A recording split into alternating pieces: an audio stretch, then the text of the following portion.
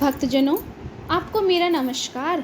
आज हम आपको शिव पुराण द्वितीय खंड रुद्र संहिता द्वितीय खंड अध्याय 14 सुनाने जा रहे हैं। कृपया आप उसे ध्यानपूर्वक सुनना। अध्याय 14। दंडकारण्य में शिव को श्री राम के प्रति मस्तक झुकाते देख सती का मोह तथा शिव की आज्ञा से उनके द्वारा श्री राम की परीक्षा जो इस प्रकार से है।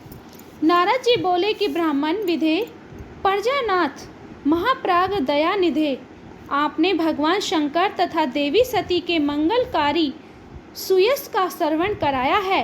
अब इस समय पुनः प्रेम पूर्वक उनके उत्तम यश का वर्णन कीजिए। उन शिव दंपति ने वहाँ रहकर कौन सा चरित्र किया था? ब्रह्मा जी ने कहा, मुने तुम मुझसे सती और शिव के चरित्र का प्रेम से श्रवण करो। वे दोनों दंपति वहाँ लौकिक की गति का आश्रय ले नित्य निरंतर क्रीड़ा किया करते थे। तदंतर महादेवी सती को अपने पति शंकर का वियोग प्राप्त हुआ, ऐसा कुछ श्रेष्ठ बुद्धि वाले विद्वानों का कथन है। परंतु मुने, वास्तव में उन दोनों का परस्पर वियोग कैसे हो सकता है? क्योंकि वे दोनों वाणी और अर्थ के समान एक दूसरे से सदा मिले जुले हैं, शक्ति और शक्तिमान हैं तथा चित्त स्वरूप हैं। फिर भी उनमें लीला विषयक रुचि होने के कारण वह सब कुछ संगठित हो सकता है। सती और शिव यद्यपि ईश्वर हैं तो भी लौकिक रीति का अनुसरण करके वे जो लीलाएं करते हैं वे सब संभव हैं। दक्ष कन्या सती ने जब देखा कि मेरे पति ने मुझे त्याग दिया है, तब वे अपने पिता दक्ष के यज्ञ में गईं और वहां भगवान शंकर का अनादर देख उन्होंने अपने शरीर को त्याग दिया। वे ही सती पुनः हिमालय के घर पार्वती के नाम से प्रकट हुई और बड़ी भारी तपस्या करके उन्होंने विवाह के द्वारा पुनः भगवान शिव शंकर को प्राप्त कर लिया था। सूत जी कहते हैं, महर्षियों, ब्रह्मा जी की यह बात सुनकर नारद जी ने विधाता से शिवा और शिव के महान यश के विषय में इस प्रकार पूछा। नारद जी बोले कि महाभाग विष्णु शिष्य विधात, आप मुझे शिवा और शिव के भाव तथा आचार से संबंध रखने वाले उनके चरित्र को विस्तार पूर्वक सुनाइए। तात, भगवान शंकर ने अपने प्राणों से भी प्यारी धर्मपत्नी सती का किस लिए त्याग किया? यह घटना तो मुझे बड़ी विचित्र जान पड़ती है, अतः इसे आप अवश्य कहें।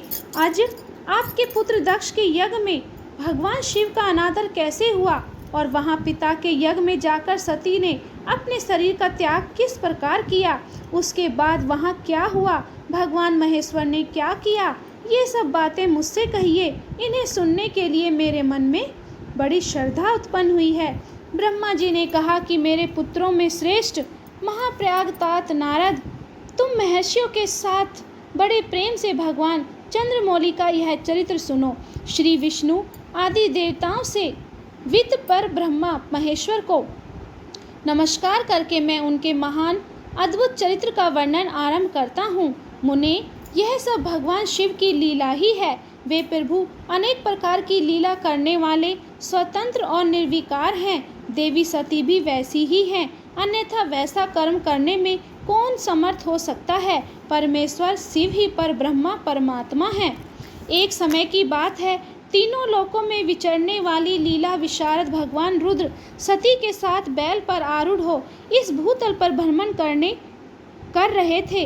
घूमते घूमते वे दंडकारण्य में गए। वहां उन्होंने लक्ष्मण सहित भगवान श्री राम को देखा, जो रावण द्वारा छल पूर्वक हरी गई अपनी प्यारी पत्नी सीता की खोज कर रहे थे।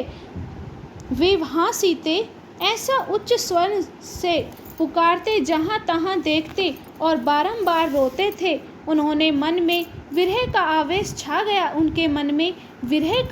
छा गया था। सूर्यवंश में उत्पन्न वीर भूपाल दशरथ नंदन भरतागर श्री राम आनंद रहित हो लक्ष्मण के साथ वन में भ्रमण कर रहे थे और उनकी कांति फीकी पड़ गई थी। उस समय उदार चेता पूर्ण काम भगवान शंकर ने बड़ी प्रसन्नता के साथ उन्हें प्रणाम किया और जय जयकार करके वे दूसरी ओर के लिए चल दिए। भक्तवत्सल शंकर ने उन वन में श्री राम के सामने अपने को प्रकट नहीं किया।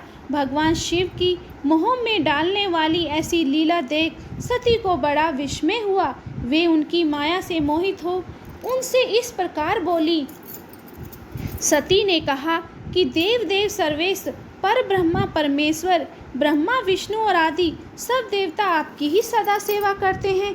आप ही सबके द्वारा प्रणाम करने योग्य हैं। सबको आपका ही सर्वदा सेवन और ध्यान करना चाहिए। वेदांत शास्त्र के द्वारा यत्न पूर्वक जानने योग्य निर्विकार परम प्रभु आप ही हैं। नाथ, ये दोनों पुरुष कौन हैं?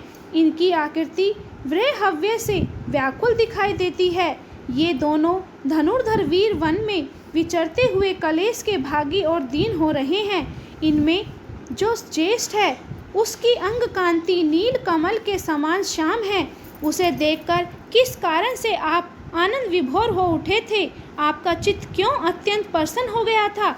आप इस समय भगवान के समान विनम्र क्यों हो गए थे? स्वामिन कल्याणकारी शिव, आप मेरे संशय को सुने।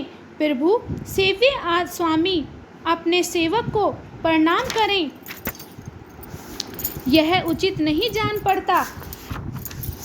ब्रह्मा जी कहते हैं, नारद, कल्याणमयी परमेश्वरी आदि शक्ति सती देवी ने शिव की माया के वशीभूत होकर जब भगवान शिव से प्रसन्न इस प्रकार प्रश्न किया तथा सती की वह बात सुनकर लीला विशारद परमेश्वर शंकर हंसकर उनसे इस प्रकार बोले कि परमेश्वर ने कहा, देवी सुनो, मैं प्रसन्नता पूर्वक यथार्थ बात कहता हूँ, इसमें छल नहीं है। वरदान के प्रभाव से ही मैंने इन्हें आदर पूर्वक प्रणाम किया है। प्रिय, ये दोनों भाई वीरों द्वारा सम्मानित हैं। इनके नाम है श्री राम और लक्ष्मण। इनका पारकट्य सूर्य वंश में हुआ है। ये दोनों राजा दशरथ के विद्वान पुत्र हैं। इनमें जो गोरे रंग के छोटे बंधु हैं वे साक्षात शेष के अंश हैं। उनका नाम लक्ष्मण है। उनके बड़े भैया का नाम श्री राम है। इनके रूप में भगवान विष्णु ही अपने संपूर्ण अंश से प्रकट हुए हैं। उपद्रव इनसे दूर ही रहते हैं। ये साधु पुरुषों की रक्षा और हम लोगों के कल्याण के लिए इन पृथ्वी पर अवतीर्ण हुए हैं। ऐसा कहकर सृष्टिकर्ता भगवान शंभु चुप हो गए। भगवान शिव की ऐसी बात सुनकर भी सती के मन को इस पर विश्वास नहीं हुआ। क्यों न हो, भगवान शिव की माया बड़ी प्रबल है। वह संपूर्ण त्रिलोकी को मोह में डाल देने वाली है। सती के मन में मेरी बात पर विश्वास नहीं हुआ। यह जानकर लीला विशारद प्रभु सनातन शंभु यूं बोले। शिव ने कहा कि देवी मेरी बात सुनो। यदि तुम्हारे मन में मेरे कथन पर विश्वास नहीं है तो तुम वहां जाकर अपनी ही बुद्धि से श्री राम की परीक्षा कर लो। प्यारी सती, जिस प्रकार तुम्हारा मोह या भ्रम नष्ट हो जाए वह करो। तुम वहां जाकर परीक्षा करो। तब तक मैं इस बरगद के पेड़ के नीचे खड़ा हूँ। ब्रह्मा जी कहते हैं, नारद, भगवान शिव की आज्ञा से ईश्वरी सती वहां गई और मन ही मन यह सोचने लगी कि मैं वनचारी राम की परीक्षा कैसे करूं, कैसे लूं। अच्छा, मैं सीता का रूप धारण करके राम के पास चलूं। यदि राम साक्षात विष्णु हैं तब तो सब कुछ जान लेंगे, अन्यथा वे मुझे नहीं पहचानेंगे। ऐसा विचार सती सीता बनकर श्री राम के समीप उनकी परीक्षा लेने के लिए गई। वास्तव में वे मोह में पड़ गई थी। सती को सीता के रूप में सामने आई देख शिव का जप करते हुए रघुकुल नंदन श्री राम सब कुछ जान गए और हंसते हुए उन्हें नमस्कार करके बोले। श्री राम ने पूछा, सती जी आपको नमस्कार है। आप प्रेम पूर्वक बताइए, भगवान शंभु कहाँ गए हैं? आप पति के बिना अकेली ही इस वन में क्यों कर आई? देवी, आपने अपना रूप त्याग कर किस लिए यह नूतन रूप धारण किया है? मुझ पर कृपा करके इसका कारण बताइए। श्री रामचंद्र जी की यह बात सुनकर सती उस समय आश्चर्यचकित हो गई। वे शिव जी की कही हुई बात का स्मरण करके और उसे यथार्थ समझकर बहुत लज्जित हुई। श्री राम को साक्षात विष्णु का जान अपने रूप को प्रकट करके मन ही मन भगवान शिव के चरणाविंदों का चिंतन कर प्रसन्नचित हुई। सती उनसे इस तरह बोली, रघुनंदन, स्वतंत्र परमेश्वर भगवान शिव मेरे अपने पार्षदों के साथ पृथ्वी पर भ्रमण करते हुए इस वन में आ गए थे। यहाँ उन्होंने सीता की खोज में लगे हुए लक्ष्मण सहित तुमको देखा।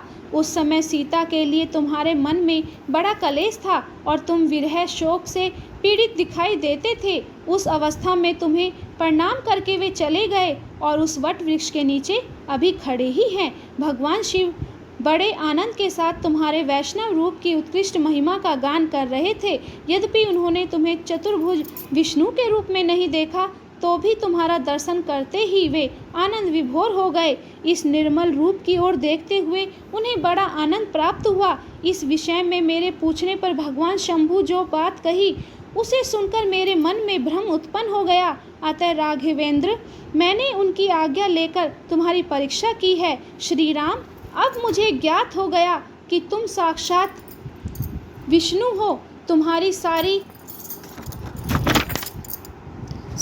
प्रभुता मैंने अपने आँखों देख ली। अब मेरा संशय दूर हो गया। तो भी महामते, तुम मेरी बात सुनो। मेरे सामने यह सच सच बताओ कि तुम भगवान शिव के भी वंदनीय कैसे हो गए। मेरे मन में यही एक संदेह है, इसे निकाल दो और शीघ्र ही मुझे पूर्ण शांति प्रदान करो।